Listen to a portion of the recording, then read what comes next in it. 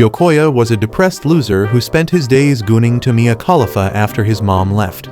Suddenly, his life changes for the better when a busty assassin works as a maid for him and is willing to do anything, but ends up falling in love with him.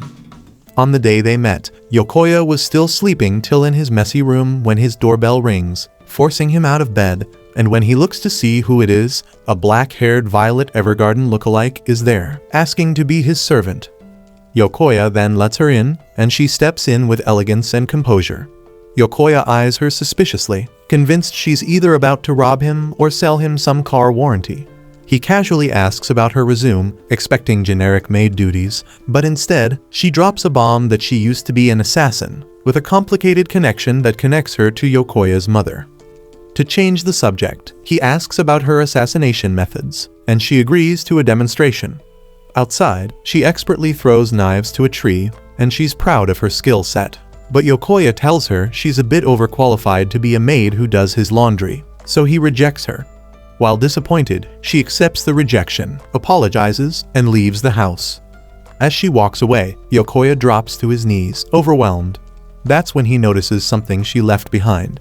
Meanwhile, the maid walks aimlessly, half hoping Yokoya will come after her. Just as she reaches the train tracks, Yokoya calls out, bell in hand, but she notices Truck-kun is coming to clap Yokoya's life. However, she teleports like lightning and saves him. Flustered, she apologizes, saying that saving people isn't something she's used to. Yokoya then hands her back the bell and thanks her.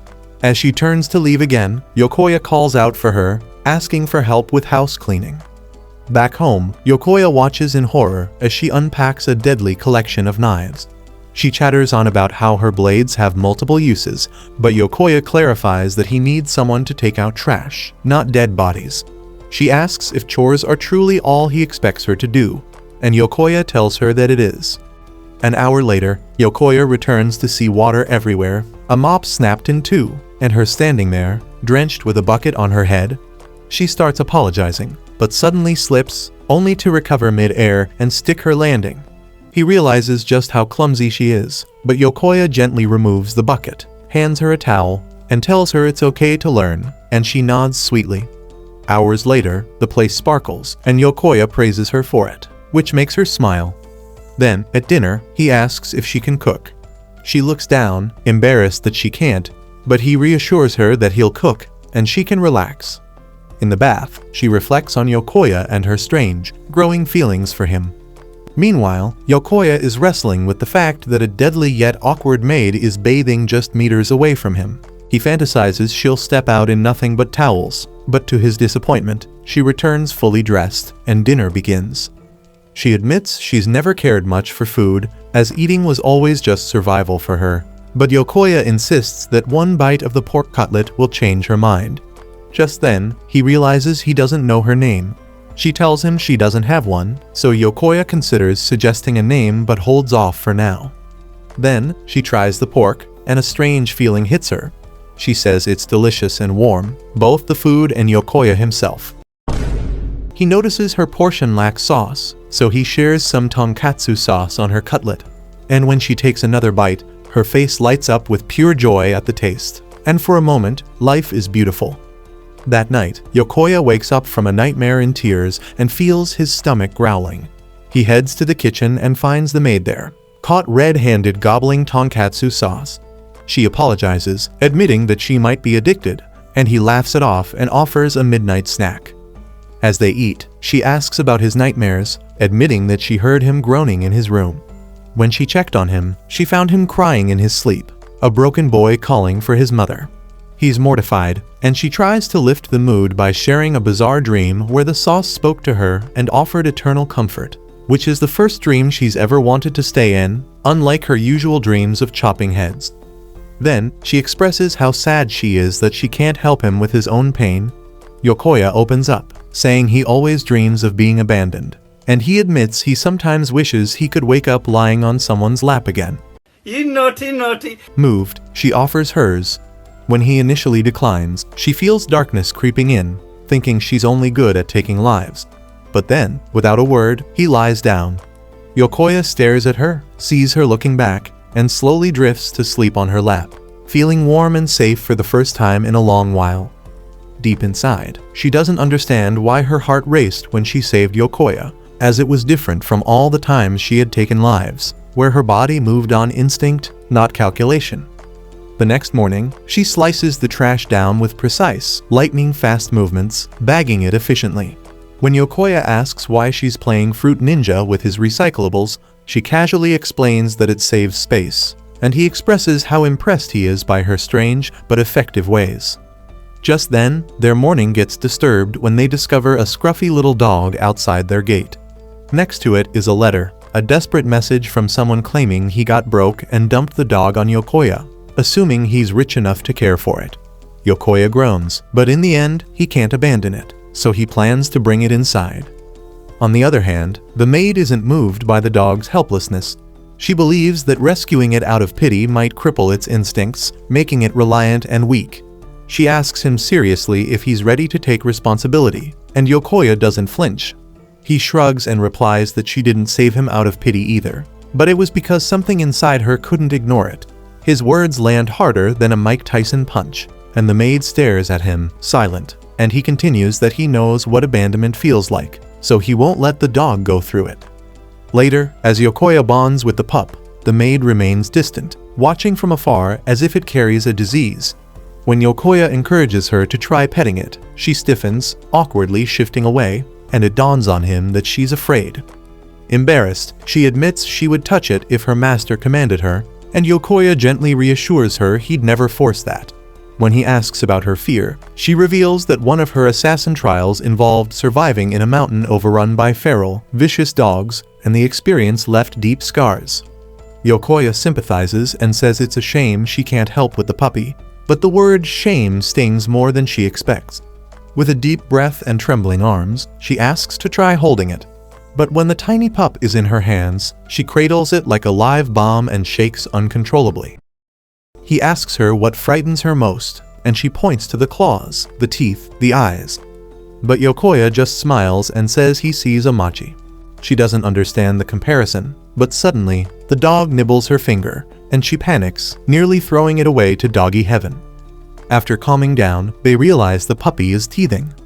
They head to the vet, and Yokoya handles the checkup while the maid goes shopping for dog supplies. When they regroup, both man and dog are touched by how thoughtful she's been. Later, on a gentle walk under the fading afternoon light, the maid confesses that Yokoya is unlike any master she's known. She tells him her previous ones only cared about missions and efficiency, and failure wasn't tolerated. But with Yokoya, she experiences a kind master who is patient and soft in ways that confuse her.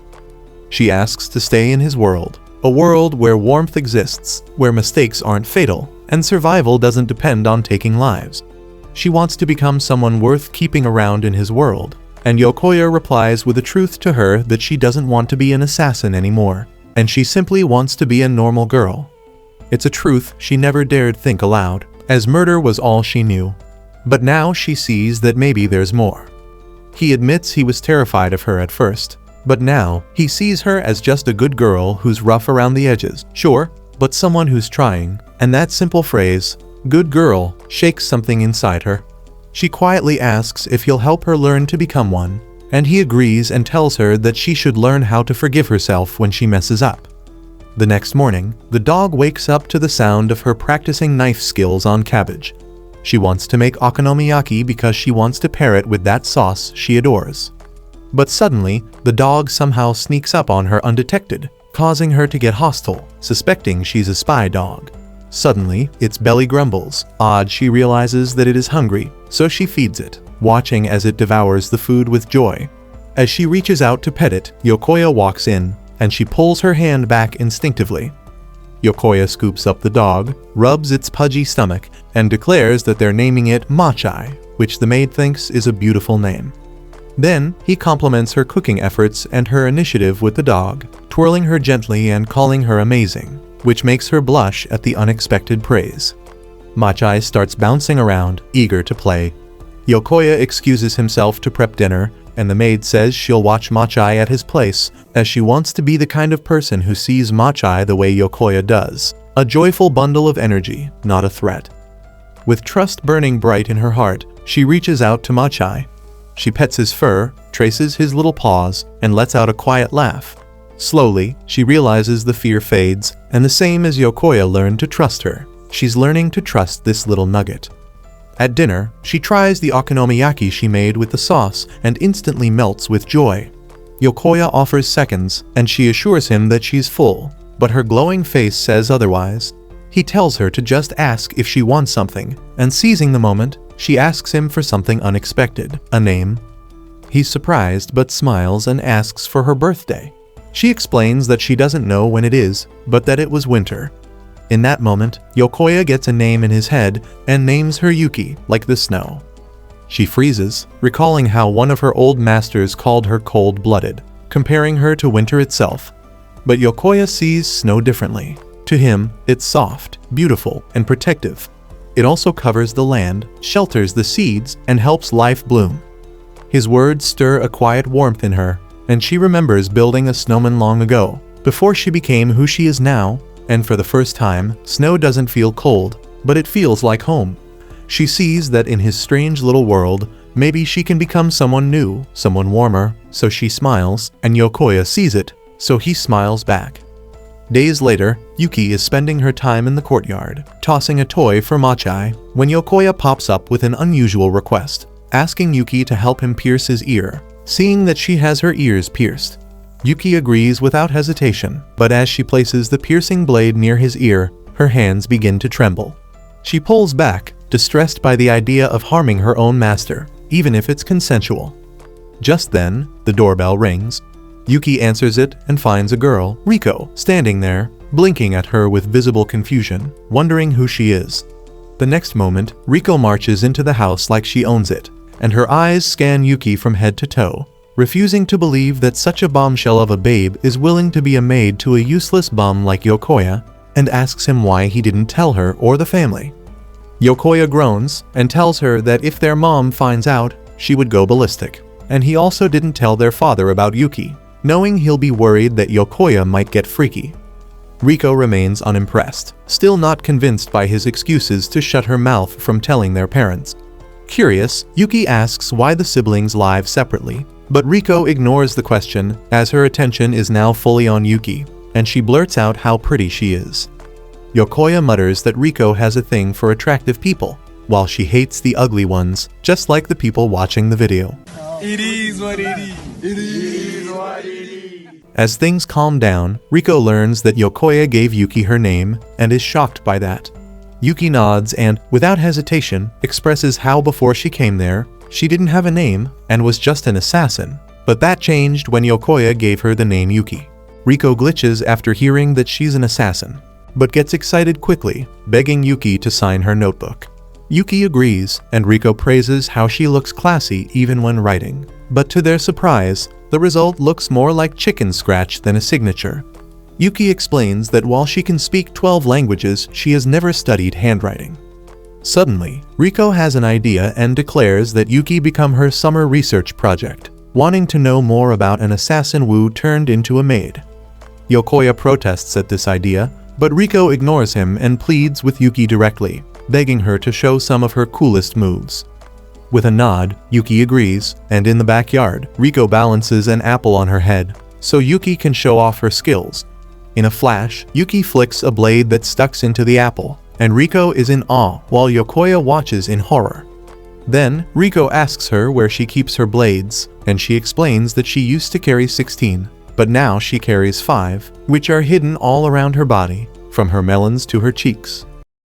She begins to reach toward a hidden one beneath, but Yokoya cuts her off, not wanting this video to get banned. Later, Riko's barrage of questions is interrupted by sound of her stomach growling, and she asks Yuki if she has a specialty dish. Yuki tells her that she does, but chops cabbage and serves it on a plate as her dish. What? Still hungry, they head out to grab some fast food, and there, they spot a poster for a summer festival. Yokoya points out that there's a stall that sells some sauce-covered crackers, and the moment Yuki hears this, she lights up and starts drooling. At the festival, Riko drags Yuki to a shooting game, but despite her assassin background, Yuki admits she's terrible with firearms and proves it by missing every shot. But at the goldfish game, she shines, catching several with ease, and even takes the time to show Riko her technique. The booth attendant praises her, calling her a natural big sister. Then, they finally find the sauce-covered rice crackers. Yuki takes one bite and practically busts right there. The vendor, amused by her joy, gives her extras, and Yuki starts tweaking with delight. Riko heads off to get drinks, and Yokoya tries to follow, but she assures him she'll be fine. While waiting, Yokoya asks Yuki if she's ever been to a festival before, and she responds quietly that she once had a mission at a festival where she had to assassinate someone, all the while the fireworks was on site, but she couldn't enjoy it. But now, the night sky erupts in color, and Yuki gazes upward, in awe by the shimmering light. Riko then returns, hands them the drinks, and join them watching the festival, which Yuki enjoys. Later, on their way home, a scream suddenly cuts through the air from a robbery. A motorbike zooms past, nearly knocking Riko over, but Yuki reacts instantly, yanking her back to safety. Riko blushes hard, overwhelmed by being princess carried. But Yokoya stares at the spilled sauce on the ground and says that whoever did this deserves to rot. Yuki takes those words literally and disappears in a blur, knives in hand. Riko, thrilled, urges her brother to follow so she can see the female John Wick in action.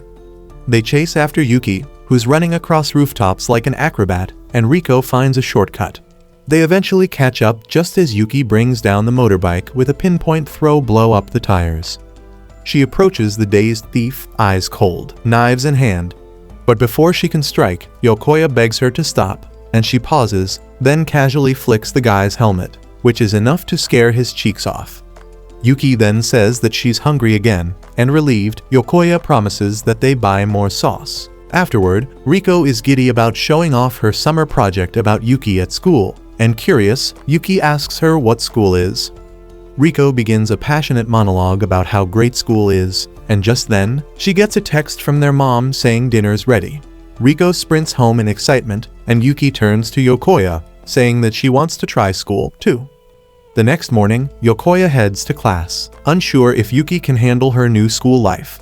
His friends run up to him, talking about a rumor of a curvy maid in town, but he denies everything, calling it a hoax. Suddenly, the classroom door slides open, and standing there, in full uniform is Yuki. The room goes silent, while Yokoya is in shock. Then, Yuki introduces herself as Yokoya's cousin, and the teacher orders her to sit in front of Yokoya, but when she takes a seat, she shocks everyone when she calls Yokoya her master. After school, Riko pops up to check in about their day, and Yokoya, though expressionless, quickly realizes Riko orchestrated Yuki's arrival, and she smugly celebrates the success of her plan. On the walk home, Riko brags about Yuki's quick learning, claiming she mastered everything about school life within 3 days, before even enrolling. Yokoya questions how Yuki managed to conveniently ends up in the same class, same school, and now shares a family connection with him. They explain that Yuki pulled some strings from her previous life as an assassin to secure enrollment in both the school and his class. But it was Riko's idea to make her his cousin, and it was also Riko's idea to keep it a secret from Yokoya, just to make him suffer. Annoyed, Yokoya lightly bops her on the head, but Yuki, feeling guilty, asks if she's done something wrong. He quickly softens and assures her he doesn't mind, hoping the two of them can enjoy school life together. The next day, students rush out of class to get their hands on the elusive Katsuta bread. Yuki becomes intrigued, and when asked what she wants for lunch, she chooses the bread. Yokoya warns her that it's more rare than dads who come home after buying milk, and their classroom is the farthest from the cafeteria. He even sketches a map for her to illustrate the odds. But Yuki is fired up, and she boldly declares that she will get her hands on it. With confidence, she leaps out the window and races across the rooftop rails like a ninja, ignoring Yokoya's calls to stop. He watches helplessly, realizing her eyes now burn with an intensity only food can bring, an unstoppable force, rivaling even Aaron's desire to get freedom. When he looks down, Yokoya spots the mob charging toward the cafeteria to get the Katsuta bread. Yokoya panics, worried that Yuki's true nature might get exposed. But just before she drops down, she maneuvers midair and lands directly in front of the cafeteria line without anyone seeing her. However, she returns sad with a single Katsuta bread and a random sandwich, telling Yokoya the store only allows one of each. Yokoya hands her the Katsuta bread, offering it without hesitation. Yuki protests, insisting he eat it, but he reassures her that she earned it. Then, the moment she takes a bite, sheer happiness overtakes her. But she still splits the sandwich in half, feeding a piece to Yokoya so they can share the joy. That night, Riko announces that she's spending the night with them, and Yokoya isn't thrilled. But Riko flips the situation, pointing out his luck of living with Yuki and her sweet cheeks. She says she always dreamed of having a sister she could gush about boys with, and even used to imagine Yokoya as her ugly-looking sister. Hey yo, what the? But now, she gets the idea that if he marries Yuki, her dream becomes reality, and she claims Yuki might even like him. Yokoya rejects the idea, insisting Yuki doesn't experience romantic emotions, and he recalls when she made him gobble on bread without reacting at all. Riko isn't convinced, and she figures their mother might approve of the union, but their father definitely wouldn't. Just then, Yuki enters and overhears the conversation. Curious, she asks who's getting married, and Riko blurts the truth and directly asks Yuki if she likes Yokoya.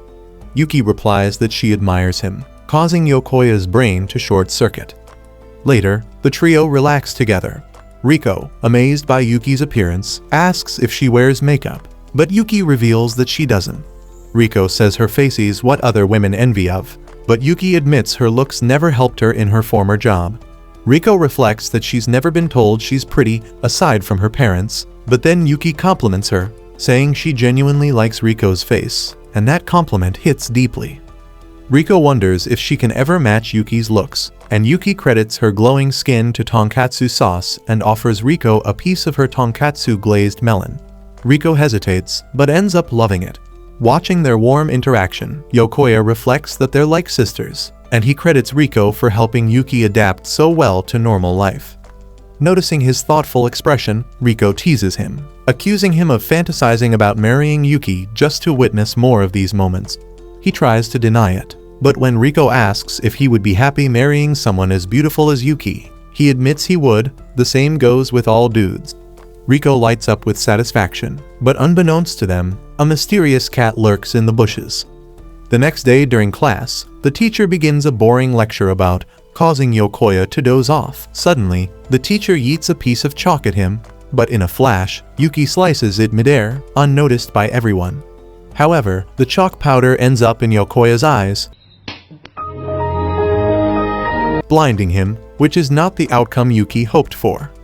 Yokoya is sent to the infirmary, where he meets the new nurse, Nida, an outrageously busty, goon-worthy substitute nurse.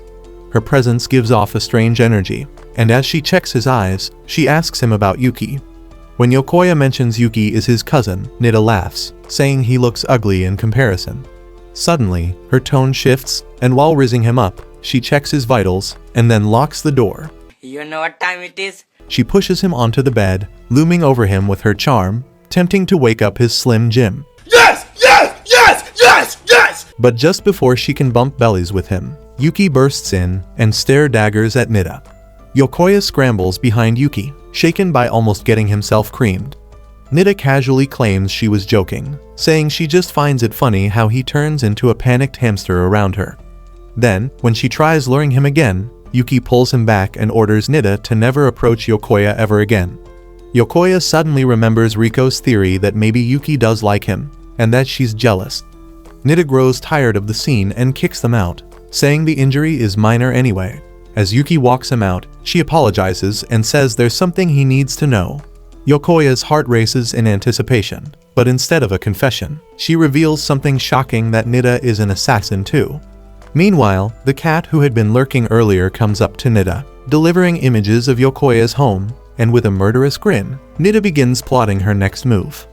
Nida dreams of a carefree life by the ocean, surrounded by a heavy rotation of attractive, sweaty men. But before she can chase that fantasy, she must eliminate two targets, Yokoya and Yuki. Meanwhile, Yokoya can't sleep, as Yuki stays glued to his side, worried that Nida, still a mysterious threat to both of them, might strike without warning and take out Yokoya when Yuki is not looking. Despite Yokoya's complaints that he can't sleep under such tension, Yuki lies beside him with a bold offer that she can help him relax using her smoother-than-butter thighs. Yokoya, however, is more concerned that Yuki might be the target, and Yuki gets flustered by that idea. Yuki reassures him that, even in her sleep, She's more than capable of handling Nida using only one hand. She suspects Nida has a personal grudge from the past, but holding his hand firmly, she promises to protect him, the person who brought light and warmth into her cold world. Feeling overheated from all the hand-holding, Yokoya considers opening a window, but Yuki stops him. She opens it herself, warning that he might get sniped from afar if he's not cautious. Just as the cool air drifts in, Yuki catches the smell of something too familiar, katsuta sauce. It's a trap, and before she can react, Nida appears, already inside, and grabs Yokoya as a hostage. Nida reveals Yuki's real identity, Zu, the white wolf of the dragon's 9 offspring, and mocks her for falling into such a simple trick. Yuki readies her weapon, but Nida threatens to use Yokoya in the most brutal way if she resists. Yuki snaps into a different gear, spouting a fierce warning in Mandarin, swearing vengeance on Nida and her entire bloodline if she harms him. This sends a shiver down Nida's spine, and she declares a challenge to Yuki in the form of a duel at school, while Yokoya will be the bait. After they leave, Yuki remembers her old mentor's words that she's nothing but an assassin without the luxury of a happy ending. Accepting that truth, she draws her blade, fully resolved to rescue Yokoya, even if it means returning to the path she tried to leave behind. Her heart, however, craves more than survival. It wants the peaceful life she has with Yokoya. At school, Nida ties up Yokoya in a half-kinky, half-creepy way and tries to scare him, but his calm demeanor catches her off guard. When asked if he resents Yuki for dragging him into this, he admits that he feels scared, but he trusts her. He even asks about this Zu figure, which shocks Nida, and she finds it bizarre that someone living with Yuki doesn't know her true nature. She explains that Zu isn't just some assassin, but she's a legend, the White Wolf, a warrior born from a bloodline of elite assassins, the dragon's 9 offspring, who've influenced history itself. From assassinations of world leaders to the death of your next-door neighbor, the dragon's 9 offspring are involved, and Nida believes that defeating Zu will elevate her status in that world. Yokoya, however, refuses to accept that Yuki is the cold-hearted murderer Nida describes. To him, she's the sweet girl who loves getting excited over little things and often loses herself in silly fun.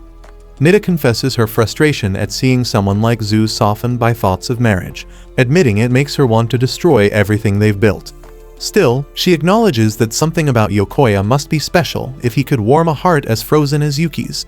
Nida believes love makes people weak, and that's why she's confident she can finally take Zu down. Suddenly, Yuki arrives. Nida opens fire, but Yuki deflects the bullets like it's child's play. Nida then triggers a hidden mine, believing the blast will finish her opponent. But Yuki emerges, unscathed and ready to strike. Nida narrowly dodges, and as Yuki reassures Yokoya that he will be saved, Nida becomes enraged. She rants about Yuki's past and how it will ruin her if Yokoya finds out. But Yuki shuts her down, stating she's more concerned about Yokoya's sleep schedule and school responsibilities.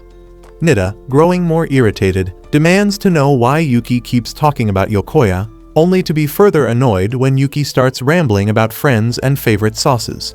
With her patience gone, Nida reveals an arsenal of hidden snipers aimed at Yokoya, threatening to reduce his limbs to ashes if he moves. Yuki has finally had enough. She charges, startling Nida, who activates the traps. But Yuki, using a combination of reflexes and precision, flings a blade to the sky, throws smaller ones to intercept the bullets, and charges ahead. Nida tries to use backup plans, but Yuki destroys her phone with a perfectly aimed strike. As she advances, Nida starts to remember who Zu truly is, and Yuki demands that she surrender. Nida threatens Yokoya one last time, but Yuki intercepts and knocks her to the ground.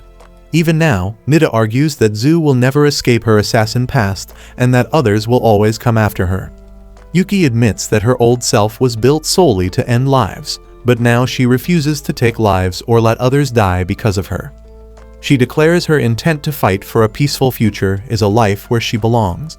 Nida, stunned, watches as the feared white wolf chooses love over death, and she laughs, realizing she never had a chance to win. Later, on their way home, Yuki apologizes for dragging Yokoya into her dark world. She offers to disappear if he wishes, but instead of answering, Yokoya takes her hand and asks her to teach him how to defend himself, so he can protect her too. Yuki blushes, overjoyed to know that despite everything, he still wants to be by her side. A few days later, Yuki plays volleyball and dominates the school court. And while the simps are completely taken by her athleticism, they can't believe some worthless chump like Yokoya is her relative. Still rattled by his last encounter with Grace, formerly known as Nita, who revealed Yuki's identity as one of the dragon's 9 offspring, Yokoya becomes increasingly curious about his maid assassin. Yuki, on the other hand, continues trying to maintain a sense of normalcy in her daily life. As Yuki flashes a warm smile at Yokoya during the game, the other boys instantly get jealous. Then, a volleyball comes flying straight at him, and just before impact, Grace swoops in and saves him, leaving everyone stunned, and the boys even more jealous. She now poses as a newly transferred gym teacher, causing confusion about her sudden reappearance. Yokoya, however, takes the story back to a few weeks earlier, when Grace also introduced herself as his cousin in her true blonde-haired form. Unlike Yuki, who masters blades, Grace specializes in intelligence gathering and espionage. Yuki, skeptical and cautious, demands answers. Grace clarifies that she no longer has any intention of eliminating them. Instead, she finds herself drawn to the idea of a legendary assassin like Yuki becoming devoted to a pathetic loser like Yokoya. She proposes a ceasefire and offers a bizarre but tempting condition that she'll keep her distance and ensure their safety in exchange for being allowed to stay and watch. She even adds that she'll provide unlimited Katsuda sauce bread for 3 months, and Yuki agrees instantly. While Yokoya remains worried, Yuki assures him that Grace gains nothing by harming him. She even promises that if 1,000 enemies came after him, she'd protect him without hesitation. However, as she makes this promise, Yokoya notices her drooling and realizes it's the Katsuda bread and not him that fuels her passion. Returning to the present, Yokoya reminds Grace that she's supposed to be subtle in her surveillance. She brushes it off, saying she wants to see how Yuki reacts to her getting affectionate with him. While Yuki continues spiking volleyballs with brutal force, Grace edges closer to Yokoya, playfully teasing him. The moment Yuki notices, she hurls a powerful serve that nearly breaks a wall, and instead of getting reprimanded, she's showered with praise by the girls, who admire her strength. At lunch, Yuki is embarrassed by her earlier outburst, and when Yokoya asks what's bothering her, she admits to feeling distant from him after seeing him interact with Grace. Yokoya, after speaking with Grace, realizes Yuki might be jealous, so he reassures her that her emotions are valid, and that reassurance lifts her spirits. On the weekend, Yuki begins her day as usual by changing into her maid outfit and starting the laundry. But this time, after weeks of failure, she finally succeeds in making the towels soft and fluffy, so she shows them off to Yokoya. Her joy is palpable, and Yokoya silently celebrates her small but meaningful victory, and for the first time, Yuki feels like her day starts off right. Later, when dinner prep begins, they discover that all they have is a cabbage. Yuki imagines it transformed into a glorious dish with Katsuda sauce, but Yokoya decides to go out and buy pork cutlets instead. At the shop, the vendor greets them warmly, and Yuki is practically bouncing with excitement over the abundance of Katsuda sauce. She asks Yokoya if he's ever felt this thrilled about something, and he recalls his childhood joy at the Hero Theater, watching a low-budget Power Ranger in action, and hearing his story helps Yuki relate a bit more. Then, watching the old man slice pork with expert precision, Yuki is amazed by his skills at his late age and wonders if he's actually a legendary assassin in the past. The grandma then shares that she and her husband invented the Katsuda sauce, and Yuki sees her now as a god. Yuki is overwhelmed with gratitude, saying that for someone who never found joy in food before, this sauce gave her a taste of happiness she never knew she needed. She sincerely thanks them. The grandma tells Yuki that she's able to enjoy the food now because she's finally feeling warmth and happiness that come with it. This makes Yuki think of Yokoya, and she agrees. Then, out of nowhere, the grandpa appears behind her to dust off her shoulder, surprising her with his stealth, and Yuki becomes even more convinced that this sweet old man must actually be a retired super assassin. Before they leave, the grandma offers them a taste of her new sauce recipe. Yuki eagerly tries it, and the joy it brings is almost transferred her to the world of food war. Later that night, after dinner, Yokoya finds himself torn. He still wants to uncover the truth about the dragon's 9 offsprings, but seeing Yuki content makes him question whether it's worth digging into her past. As he falls asleep, he dreams of his mother and how she left without ever hugging him goodbye, All the while Yokoya begged her to stay. He wakes up with tears in his eyes, clutching Yuki in his sleep. Embarrassed after realizing he is hugging her, he quickly apologizes. Yuki, understanding what the dream must have meant, offers her lap again as a pillow, trying to comfort him. But then Yokoya's phone falls. Yuki picks it up and notices that he's been researching her past. She opens up, admitting that she doesn't really know what the Dragon's 9 Offsprings is, as when she was an assassin, she simply followed orders from her master and never became involved in the organization itself. Although she's met others from the group, she didn't bother remembering their names, as her sole focus was always her mission and not letting her master down. Yuki admits that adjusting to this calm and joyful life still feels surreal, and sometimes she wonders if she's dreaming. But every time she sees Yokoya, she remembers that what she truly wants is to be an ordinary girl. Yokoya relates to her feelings, and since learning about her true identity from Grace, he also wants to help her reach her goal. Yuki smiles gently, moved by his words. Blushing, Yokoya listens as she explains why she cherishes the moment he lies on her lap. The first time he did, she felt like she was finally helping someone. So, she tells him that whenever nightmares return, her lap will always be there to comfort him. Wanting to return the kindness, Yokoya confesses that his dream wasn't entirely sad, and it gave him hope, because Yuki is starting to replace the warmth he once longed for. The next morning, Yuki begins her day like she always does by waking up, getting dressed, and diving into her daily routine. She takes care of the laundry, something she's finally gotten the hang of after struggling with it at first. After that, she handles the dishes, plays with Machai, and keeps her day moving along smoothly. When the afternoon rolls around, she heads out to the market to buy groceries. As she walks through the crowd, she catches the eye of nearly every guy she passes.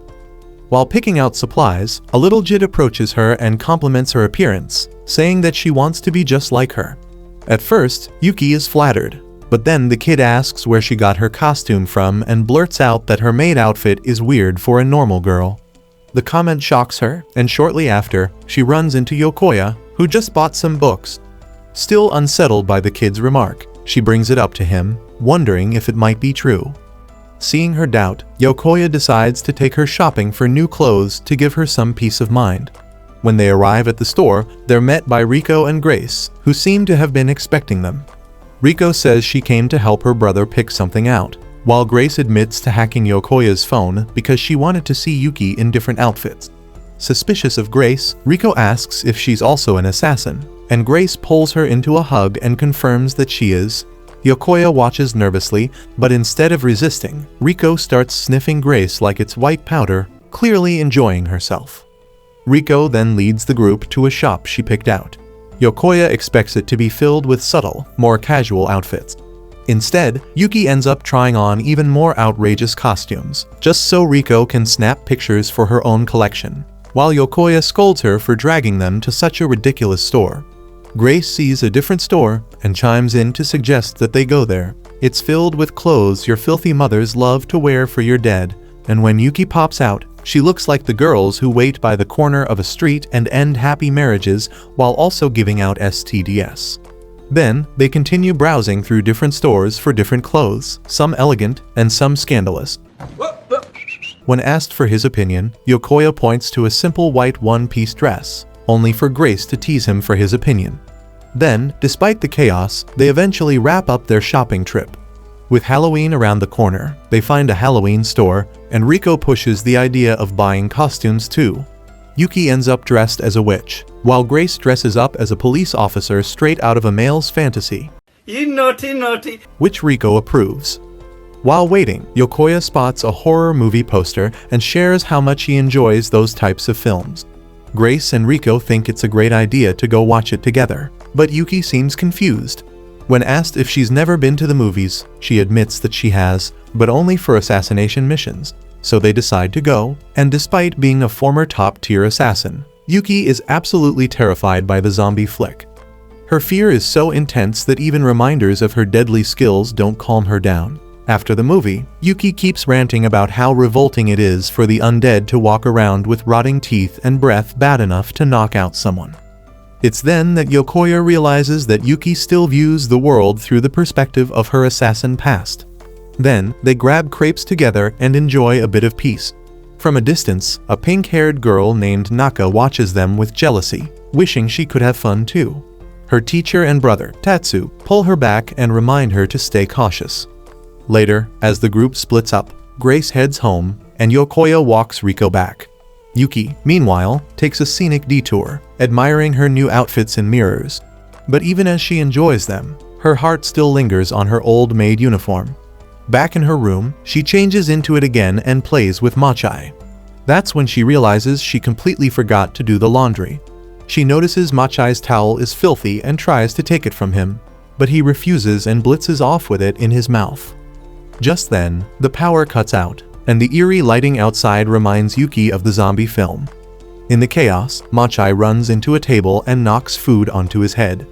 The noise scares Yuki, and when she investigates the kitchen, she sees what looks like a little zombie monster. Instinctively, she grabs a knife and slices Machai's towel, mistaking him for something else. Machai cries over the loss of his towel, and after returning home, Yokoya finds them and questions whether the towel can even be saved. Yuki insists she can fix it, and Yokoya believes her, backing her up. Yokoya then notices that she's back in the maid outfit and asks if she dislikes the clothes they bought. Yuki says that she loves them, but the maid uniform is more than just an outfit, as it's a gift from her late master, a symbol of someone who believed in her dream to live like a normal girl. It's the only connection she has left to her past. She asks Yokoya if it's okay for her to keep wearing it, even if she doesn't look like an ordinary girl. With comforting confidence, Yokoya tells her there's nothing strange about her. Whether she's scared of zombies despite her assassin past or wants to wear something that matters to her, none of it makes her weird. He reassures her that everyone has their quirks, and what truly matters is being herself. His words warm Yuki's heart, and Machai barks in agreement. When Yokoya picks up Machai, he realizes the towel is the same one they found him wrapped in. He suspects it carries the scent of Machai's parents, and Yuki, touched by the idea, becomes even more determined to repair the towel. She mentions that just like Machai has his towel, she has a bell that reminds her of her sister. Yokoya is surprised by the revelation, especially the idea that someone as striking as Yuki might have a sister out there with the same assassin background and just as much presence. A few days pass, and Yokoya shares a casual ramen meal with Grace, and during the meal, he brings up Yuki's sister, curious about her whereabouts. Grace, uninterested in the subject, simply shrugs it off, mentioning that the only clues she knows are Yuki's surname, Hua, and the bell she always carries. When Yokoya tries to dig deeper, Grace immediately shuts him down and returns her focus to slurping her noodles. Being a foreigner who fell in love with Japanese culture, especially ramen, she treats it with utmost respect. That is, until she sees Yuki recklessly dumping katsuda sauce all over her ramen. Grace freaks out, warning Yuki not to disgrace the sacred dish like that, even going so far as to say she'll make her pay for disrespecting ramen. Yuki, however, stays unfazed and eats with pure joy, unbothered by the outburst. Later, Yuki realizes she's run out of katsuda sauce, and they head to the store for more. Unfortunately, the shopkeeper tells her it's all sold out until next week, and the news hits Yuki hard. With her supply now limited, she plans to ration what she has left. Seeing her so down, Yokoya tries to lift her spirits, and he gently asks her what she remembers about her sister. With sadness in her voice, Yuki admits that most of her memories have vanished, and she no longer remembers what her sister or even her own parents look like. The only thing she still holds onto is the bell her mother gave her and her sister. She hopes that one day, the bell might help them find each other. But 10 long years have passed with no sign of her sister, and Yuki fears she may have been forgotten, or worse, hated by her sister for abandoning her. Still, if her sister is living happily somewhere, Yuki believes that's enough. Out of nowhere, Yokoya's loud friends, Teiga and Kobachi, show up, surprised to see him hanging out with his hot babe of a cousin. Teiga proudly shows off his new CD featuring an artist who's going to perform at the Katsuda Festival, while Kobachi mocks Yokoya for ditching them and spending too much time getting freaky with his busty cousins. Teiga, on the other hand, sincerely thanks Yuki for being around, noticing that she's made Yokoya a happier guy. The two then start spilling stories about Yokoya's embarrassing past of how he used to act like an edgy anime character, thinking he could have turned into a Super Saiyan.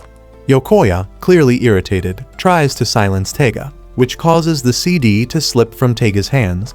Yuki reacts instantly, throwing her bag to save the CD, but in the process, her precious katsuta sauce spills across the street, and she stares in horror as it spreads everywhere. That night, Yuki dreams of her beloved katsuta sauce coming to life, only to tell her that it's done with her and would rather be poured over someone else's food. The betrayal stings, and she wakes up shaken. When Yokoya walks in, Yuki tells him her life feels meaningless, knowing that the katsuta sauce hates her. She recounts the dream, where the sauce cheats on her, and Yokoya assures her that they can buy more later. Just then, she starts to mention another dream, but before she explains more, she trails off. Then, after suffering from the same nightmare repeatedly, Yuki goes to Yokoya's room one night and asks him to sleep next to her. Yokoya, trying to stay respectful, tells her he has studying to do but agrees to stay by her side. As she begins to calm down, she tells him he's a genuinely good person, which catches him off guard. She then suddenly asks if he's ever disliked anyone, and Yokoya opens up about his resentment toward his father, a feeling born from his own painful past. Hearing this strikes a chord in Yuki. Her thoughts spiral back to her sister and the bell, and overwhelmed with emotion, she retreats to her room, leaving Yokoya worried. That night, her dream takes a darker turn. The katsuta sauce not only betrays her again, but also starts mocking her for abandoning her sister and being unloved. It reminds her that her only skill is taking lives, and even her friends secretly dislike her. The dream throws her into a memory from her childhood, when she was a celebrated prodigy fluent in 15 languages with a mind like a computer. All she wanted was to make her parents proud, but on one of her birthdays, the family was celebrating when the doorbell rang. Her parents answered it and were never seen again after they were taken by assassins targeting Yuki for her abilities. After that, Yuki and her sister were left behind. Her grief and trauma stripped away her emotions, transforming her into a cold and efficient assassin. This new version of her pushed her sister away. Then, in the nightmare, her old master appears, attempting to drag her back into that life. But before anything happens, Yokoya wakes her up. Seeing how shaken she is, Yokoya gently reassures her, and Yuki responds by pulling him into a hug and into bed. You know what time it is? Yokoya's mind briefly runs wild, thinking he's about to clap some cheeks, but she just holds onto him tightly, needing his comfort. Yokoya realizes how deeply hurt she is and pats her back gently, giving her something to hold on to, and the sound of his heartbeat soothes her until she slowly drifts off to sleep. The next day, Yuki hears about the school's Katsuta festival and learns that the grand prize is a bottle of special Katsuta sauce. Her eyes light up with excitement, but Yokoya and the others explain that she'll need to win each part of the festival, including culture, sports, and music, and maintain decent grades. She shows them her recent test score, thinking it's fine, but Yokoya informs her that she needs at least 60 points to qualify, while her grade is way below that. Panicked, Yuki starts to worry, but the boys reassure her that excelling in practical exams can help. Determined, Yuki sets her mind to it. Later at lunch, Grace gives Yuki a sandwich soaked in katsuta sauce as part of a deal they made. Yuki gratefully accepts, but Grace gets flustered and brushes everyone off. When Yokoya brings up Yuki's dream to win the festival, Grace sees a chance to make a move. She reveals a test paper with no name on it, claiming it belongs to Yuki. Realizing she forgot to write her name, Yuki panics, and Grace tells her she's failed by default, but offers a deal that if Yuki stops bringing katsuta sauce into ramen shops, she'll let her put her name on the paper. But before Yuki gets to answer, a pink blur zips by, and the next moment, Grace sees Yuki's name magically written on the paper. As Yuki tries to explain, Yokoya quickly tells her to keep quiet and let it go. Grace storms off, defeated, and neither of them understands what just happened until they notice a pink-haired girl nearby. Naka, the one who intervened, tries to quietly slip away, but Yuki catches up and thanks her, revealing she saw Naka move at inhuman speed. Naka, now caught, gathers her nerves and tells the group that she knows how to win the Katsuta festival. The following day, inside her family dojo, Naka throws herself into training. She's pushing herself hard, sparring with others and dominating the matchups, until a misstep nearly sends her crashing. Her brother, Tatsu, catches her just in time and reminds her of the pride tied to their family name, which leaves Naka feeling guilty and frustrated. What she doesn't realize is that beneath his stern tone, Tatsu is horrifically worried about her well-being. Elsewhere, the school festival kicks off, and the main event is announced, a game of cops and robbers. Tatsu is chosen to play the cop, while all the other students take on the role of robbers. Suspicion starts to swirl around Yuki, who claims to be Yokoya's cousin. Tatsu doesn't trust her and suspects she might be an enemy, so he decides to keep a close eye on her. Meanwhile, Yokoya's class prepares for their own part of the festival, themed as an animal cafe. Behind the scenes, Naka confides in Yokoya, and she's desperate to prove herself in the game against her brother to show him she's strong in her own right. But at the same time, she's unnerved by Yuki's aura-full presence, and Yokoya reassures her that they'll perform well. Suddenly, a massive Katsuda bottle costume enters the room, sending Yuki into near hysteria. But they all know it's just Taiga wearing the outfit. He's feeling confident, especially with Naka and Yuki as teammates. While some have doubts about Naka's strength, she insists that she can at least outrun most people. Yuki encourages everyone, promising that with teamwork, they can defeat the unbeatable Tatsu. Unseen by them, Tatsu listens in from a corner of the cafe and grows irritated, hearing Yuki egging Naka on to challenge and defeat him. But that gives him more motivation to defeat Yuki. Later, the group discusses their strategy. Taiga declares that he'll stay in costume throughout the game to get TV exposure and become a beloved mascot. This reminds Yokoya that the match will be televised, and he wonders if Yuki is okay being on camera. Before he can ask, Riko and Kobachi arrive.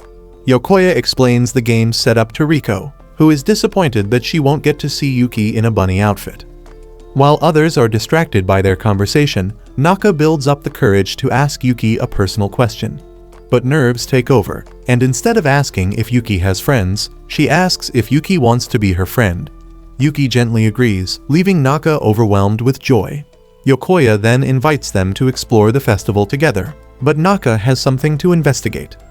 She leaves feeling energized, grateful to have Yuki as a friend, determined to keep that bond no matter what she finds out about her. Naka stealthily sneaks around to eavesdrop on the game rules, but what she learns shocks her. As the event gets closer, a celebrity guest named Nazca is introduced, drawing screams from the crowd with her stunning looks. The rules are explained that Tatsu, as the cop, must catch the robbers, and the robbers win by either lasting 15 minutes without being captured or by freeing one of their own from prison.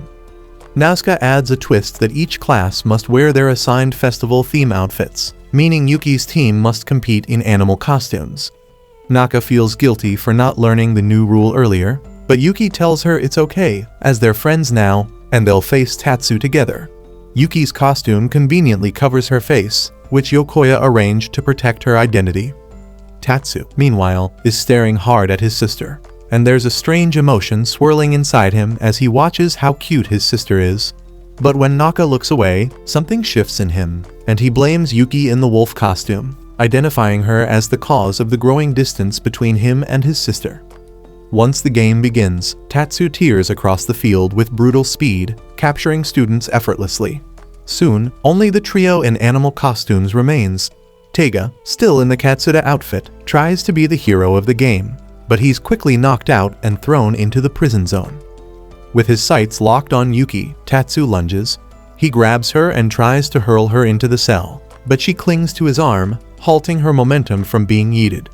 Seeing this, Naka panics, but the memory of Yuki's friendship strengthens her. She uses her ninja techniques to intervene, tossing down smoke bombs and swapping places with Yuki. Tatsu unknowingly sends his sister flying into the jail, and the act stuns him. Yuki remains the last player standing, and inspired by Naka's sacrifice, she recalls Yokoya's words about how friends can become chosen family.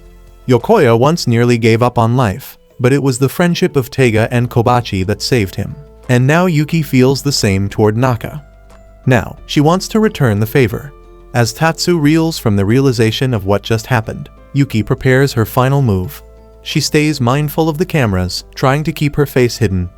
Then, she and Tatsu clash, creating a whirlwind of motion so intense it looks like something out of a Dragon Ball fight. Tatsu accuses Yuki of pretending to care about Naka, claiming she doesn't understand her struggles. Yuki responds with force, knocking him down and running straight to Naka's side. Grabbing her hand, she tells her that she finally understands a little more about what it means to be a true friend, and Naka is overwhelmed by the gesture. Before Tatsu can strike again, the whistle blows, signaling the end of the game. Yokoya thinks they've won, until Riko points out that both Yuki and Naka are now in prison, meaning Tatsu has technically won. Yuki is left confused by the outcome, but the TV crew now wants to interview her. Naka realizes the risk and quickly creates a smoke screen. When the smoke clears, they find Tega in the wolf costume and Yuki now disguised in the Katsuta suit. Then, Yokoya and the others swiftly move her away to avoid exposure. Later, Yuki reaffirms her friendship with Naka.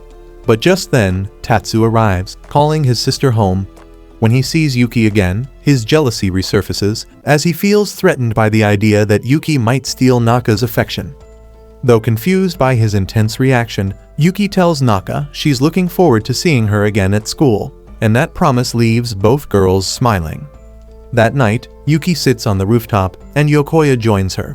He asks if she's upset about the loss. Yuki admits she was focused on winning at first, but now, she just feels butterflies, and Yokoya explains that the feeling is excitement. In that moment, Yuki realizes something, that in her old life as an assassin, she never had the luxury of enjoying tomorrow. But now, she can, and that makes all the difference. A few days later, Naka pays a visit to Yokoya's house, and she's there to show off her knife-throwing skills, which impresses everyone. Despite the compliments, she doesn't feel accomplished, especially compared to her brother, Tatsu, who she admits is far more talented. Naka opens up about her discomfort with her life as a ninja, wishing instead to live like an ordinary girl. Yuki listens and quietly agrees, relating to that same desire for a simple life.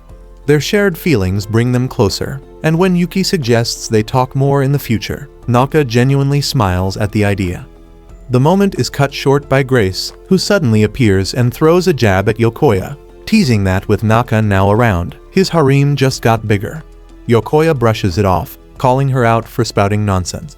Before anyone can say more, a knife shoots through Grace's lollipop. Yuki apologizes, but everyone picks up on the jealousy behind her actions. Intrigued by Grace's calm reaction, Naka asks if she's like them, and Grace casually confirms that not only is she an assassin, but she also knows Naka belongs to the Hikage ninja family, information that catches Naka off guard. Yokoya asks why Grace is even there. She reveals she's heading to China soon for a mission, and there's a chance she might encounter Yuki's former organization, and possibly get new info on Yuki's missing sister. As she prepares to leave, Grace throws out one last crude joke, telling Yokoya to start bumping bellies with Yuki before she gets back, which he immediately refuses. Naka then asks if Yokoya and Yuki are a couple, and while Yokoya scrambles to clear up that misunderstanding, Yuki stays silent, lost in thought. Yuki eventually reflects on how her life used to be simple, as she only had herself to worry about. But now, surrounded by people she cares for, especially Yokoya, her heart has expanded, and that realization brings her happiness. Yokoya and Naka are both moved, but Yokoya internally acknowledges that, to Yuki, he's more like family, not a romantic partner. Snow begins to fall, adding a peaceful backdrop to their gathering, and as they admire the weather, Yokoya receives a message from his estranged father, promising a return in the new year, a message that destroys his mood. The following day, the yard is blanketed in snow. Machai jumps into it first, quickly followed by Yokoya. He builds a snowman, and Yuki, inspired, tries to make one too. Hers ends up looking a bit wild and messy, but Yokoya compliments her anyway, joking that it's an abstract. They laugh together until Machai, with perfect timing, crashes into Yuki's snowman, reducing it to ruins. Heartbroken, Yuki tries to fix it, but when Yokoya tells her it's no use, her mood gets ruined.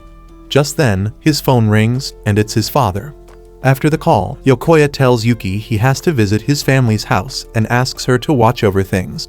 Before he heads out, Yuki stops him and asks if they can meet later. That evening, on his way back from the visit, Yokoya notices a small crowd gathered. Curious, he approaches and finds Yuki there, dressed casually in a way that makes his knees start shaking. She gently wraps a scarf around his neck and takes his hand, inviting him on a date. Yokoya fumbles for words, asking why the sudden invitation, and Yuki tells him Riko encouraged it, but she also just wants to cheer him up. She says seeing him sad makes her feel incomplete, and the honesty of her words makes Yokoya give in and agree. They walk hand in hand through the snow, enjoying the festive lights. Inside, though, Yokoya struggles. Despite the romantic setting, he tries to push away his feelings for Yuki, reminding himself that he still sees her as someone too innocent for him to pursue.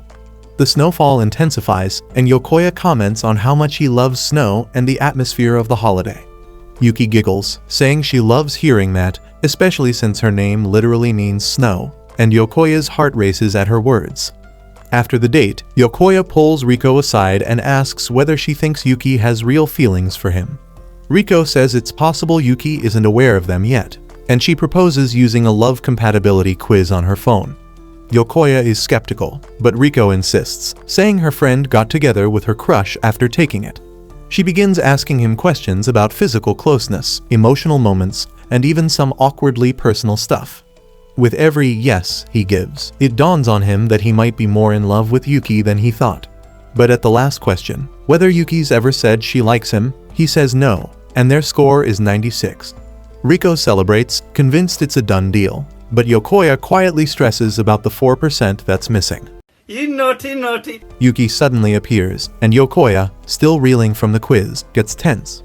Riko suggests that Yuki take the test too, and she asks the same questions, and one by one, Yuki answers yes. With each answer, Yokoya's composure continues to crack. But at the final question, whether Yokoya has ever said he liked her, Yuki confidently says yes. That revelation sends Yokoya spiraling, while Riko is practically glowing, claiming she's one step closer to becoming her sister-in-law. Later, they all gather around the kotatsu for hot pot. Riko starts spilling old stories about how Yokoya used to trash the house just to spite their dad. Embarrassed, Yokoya tells her to shut it, not wanting Yuki to hear about his immature past. To get back at Riko, he begins kicking her under the table, but she doesn't respond. Confused, he keeps kicking until he looks under the kotatsu and realizes he's been kicking Yuki the whole time. Both of them freeze in mortified silence, and when Riko asks what's going on, they awkwardly dodge the question. She grins, saying they look like a couple keeping secrets together, and that's all it takes to make both Yokoya and Yuki completely fold. Yokoya continues to relive memories of their date, but those dreams blend into recollections of a forgotten past. In one memory, he remembers confessing his feelings to a girl, only to be rejected. She had told him he didn't truly love her, and that he was just trying to escape his loneliness. Emotional, damn it! That moment left a scar on how Yokoya understands love, which makes him question his own feelings for Yuki. When he wakes up, he finds Yuki beside him, and as he quietly tries to step out of bed, Yuki wakes up, but he still makes his way outside to collect himself. He blames himself for letting her stay with him, after she begged him to sleep together because of her nightmares, knowing that her sleeping beside him has cost him nights of rest. She follows him, hoping to help, but Yokoya brushes it off with a half-hearted excuse about cleaning, something he knows doesn't even convince himself. While splashing water on his face, he admits to himself that he does have feelings for Yuki, but the memory of that earlier rejection keeps him from opening up, and he fears the possibility of being left behind again. Later, Yuki starts tidying up the place with an intense focus, determined to do better than before. As she mops, she's motivating herself to do better than she did before, until Machai causes trouble. He disrupts her efforts, leaving her soaked in the process. She apologizes, even though it's clear that Machai was to blame, and Yokoya scolds the dog, knowing full well what happened. As Yuki removes her outerwear, Yokoya catches a glimpse of the black lace she's wearing. His heart races, and he immediately flees the scene to calm his nerves, fully aware of how easily she affects him. While he's captivated by her, he still hesitates to say anything to her about his feelings. When he returns, he finds Yuki on her knees, ready to comfort him, and seeing her innocent expression makes him panic. He awkwardly says he's too embarrassed to lie on her lap, not realizing how that hurts her. Her smile fades, and soon after, Yuki begins to cry, something entirely new to her. She tries to stop, but the tears keep falling, leaving her confused and ashamed. Yokoya, feeling helpless, changes the subject and suggests she take a bath to avoid getting sick. Yuki silently agrees and walks to the bathroom. Meanwhile, Yokoya reflects on how poorly he handled her emotions. Over the following days, Yuki cries more than ever. She weeps over small things, like the dog barking, stray cats fighting, and even leaves falling from trees. None of it is her fault, but Yokoya has no idea how to help. Each night, she still sleeps beside him, keeping him awake until the new year arrives. Then one day, Yuki looks for Yokoya, but instead finds a note saying he's gone out for a while. She walks the dog and heads to the local market for groceries, only to find everything closed for the holiday. With no other option, she visits a supermarket, a place she's never been to before, and is quickly overwhelmed with the options there. While struggling to navigate the aisles, a butcher offers her some roast beef, and she gratefully buys it for dinner. Back at home, she finds Yokoya making okonomiyaki, and coincidentally, he also bought roast beef, which causes Yuki to tear up again. Now they have too much, but they eat it all anyway. As she takes a bite of the rich, sauce-covered food, she cries once more, this time from how delicious it tastes. That night, Yokoya sleeps on the couch. He tells himself he needs to get his act together since his father is returning tomorrow. While he's asleep, Yuki gently places a blanket over him.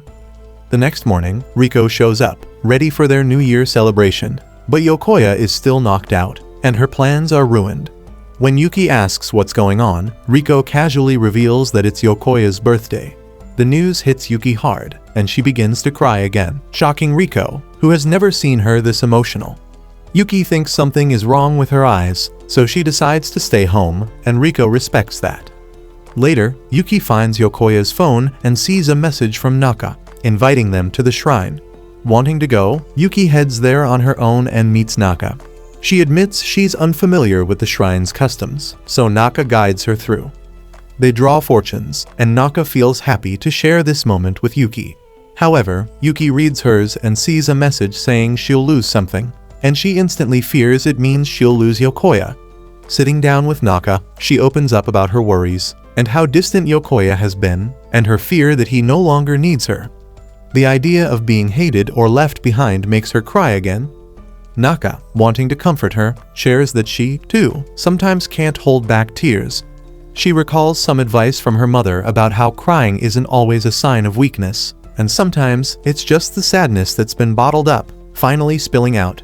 She encourages Yuki to let it out, reminding her that a day will come when her smile returns. After letting her emotions settle, they both make wishes, and Yuki silently prays to always stay with the one she loves. Meanwhile, Yokoya's father finally arrives in Japan, and he tries calling his son, but Yokoya doesn't pick up, as he's still fast asleep, unaware of everything unfolding around him. As Yuki and Naka walk home, their minds are on one thing, figuring out what to get for Yokoya's upcoming birthday. Naka asks Yuki what Yokoya likes, and although fried pork comes to mind first, she suddenly remembers the action figures neatly displayed in his room. Inspired, they head to a nearby store to check if they can find something similar. Once inside, they come across the exact same figure line Yokoya owns.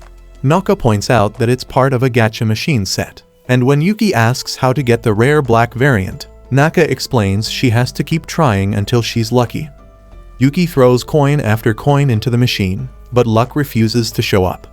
After more than a dozen tries, frustration boils over, and she breaks down in tears from the weight of her failure. At that moment, a strange man notices her distress and offers to help. Yuki, still desperate, accepts.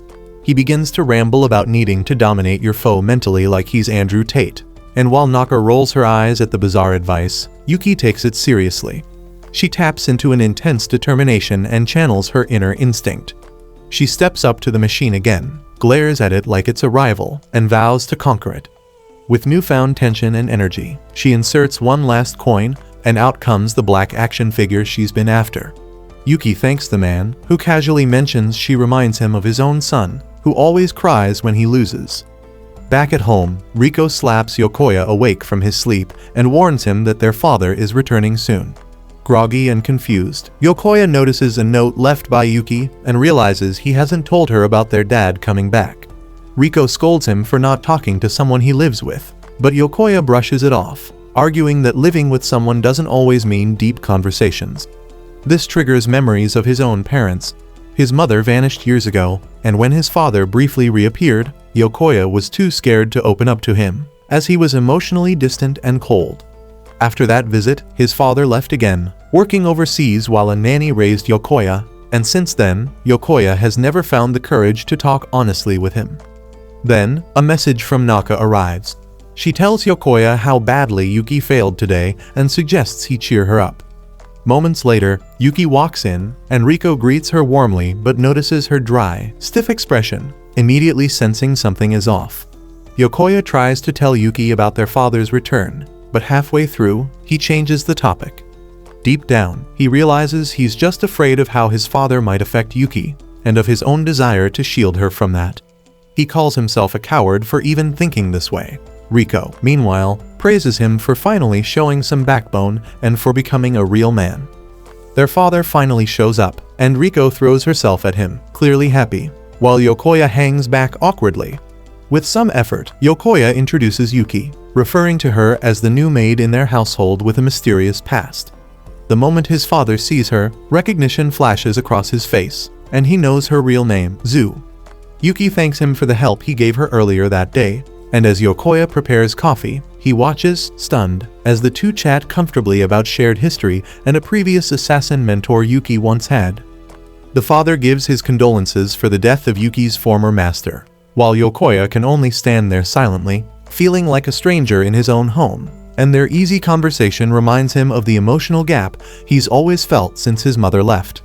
Riko starts asking their father about his knowledge of assassins, but he jokingly sidesteps her questions, something Yokoya immediately recognizes as his father's way of deflecting uncomfortable topics. That's when it hits him that he's been selfish, and all this time, the old man avoided truly understanding others because he never bothered to use words, to ask, or to even listen. Then the father casually announces that he has to leave again, and Riko brings up Yokoya's birthday. But the father says Yokoya never liked celebrating it anyway. He gives him a generic birthday wish and hands him a gift. As the car is being prepared for his departure, Yokoya stands frozen, uncertain. But remembering Yuki's strength from earlier, he decides to act. He stops his father before he leaves and asks if he can keep Yuki in the house. Instead of answering directly, his father throws the question back at him, asking Yokoya what he wants. With determination bubbling inside him, Yokoya declares that he wants Yuki to stay, and his father accepts the decision, quietly proud to see his son's growth. Yokoya feels something shift as he's finally spoken with sincerity. Before he can process it, his father calls his phone, asking to speak with Yuki on the phone. He wants to hear what she thinks of Yokoya, and she answers truthfully, saying he's been amazing for her. The father thanks her, saying she's the reason Yokoya is finally beginning to change. Moved, Yuki starts crying. She asks Yokoya if he wants to go see the night view, and when he agrees, she picks him up effortlessly and heads up to the rooftop with ease. Up there, with the city glowing around them, Yuki hands him his birthday present, the action figure she worked so hard to win. Even though it's a little broken, Yokoya accepts it anyway, feeling touched by the gesture, and it's in this quiet moment that he decides to finally open up. He tells Yuki about his father, the man he once idolized, who changed after his mother left, and how that left their relationship in pieces. For 10 years, he's avoided fixing it. But with Yuki, he doesn't want the same distance. Mustered by every ounce of his awkward charm, he asks Yuki to become a part of his family. As he panics internally, Yuki sheds tears, not from pain, but from happiness. She accepts with warmth in her voice, saying she would love to be part of his family. Overcome by emotion, Yokoya confesses that he loves her, and there's a heavy pause between them, until Yuki smiles and tells him she loves him too. Later, back in his room, Yokoya drops to his knees, overwhelmed. He looks at the figure Yuki gave him and feels a rare sense of peace. But then it hits him that Yuki said she loves him as family, and realizing that he can't get freaky in the sheets with her, he sobs again. Meanwhile, in the kitchen, Yuki is chopping cabbage when her heart starts pounding, and she begins to understand something important. Just as Yokoya loves her, she loves him too, not just as family, but something deeper. If you watched this anime recap until the end, comment down, hot and deadly Maid assassin. If you like anime recaps like this, watch this video.